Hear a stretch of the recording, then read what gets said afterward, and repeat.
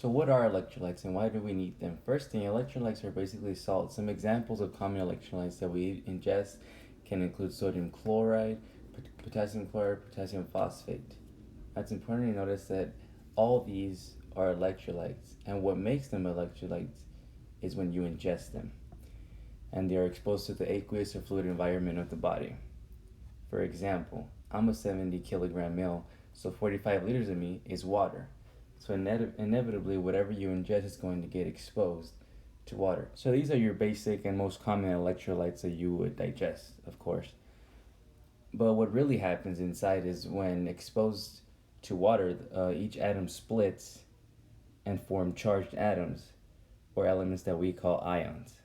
So for example, Na plus would turn into Na plus and Cl minus. And then potassium chloride would turn into K plus and Cl minus. Now, potassium phosphate, it's actually going to be tripotassium.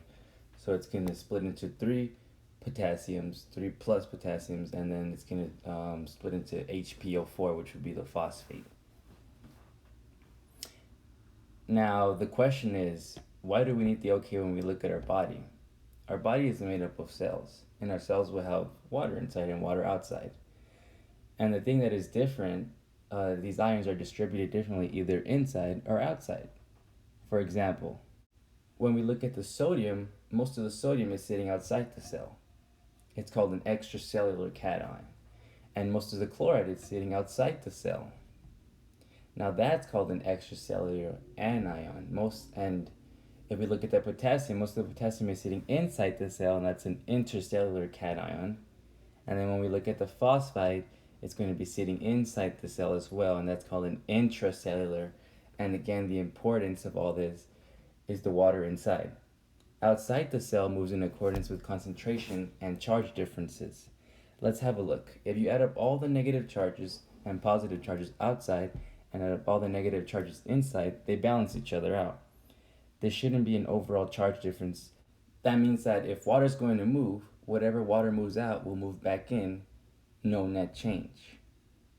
And concentration should be the same with no net change. But if you change the concentration of any of these, it shifts and the compound balances. If there's too much concentration outside, then the water moves out and the cell would eventually shrink because all the water is moving out. Thus the cell is getting smaller. It's getting smaller and potentially dying out.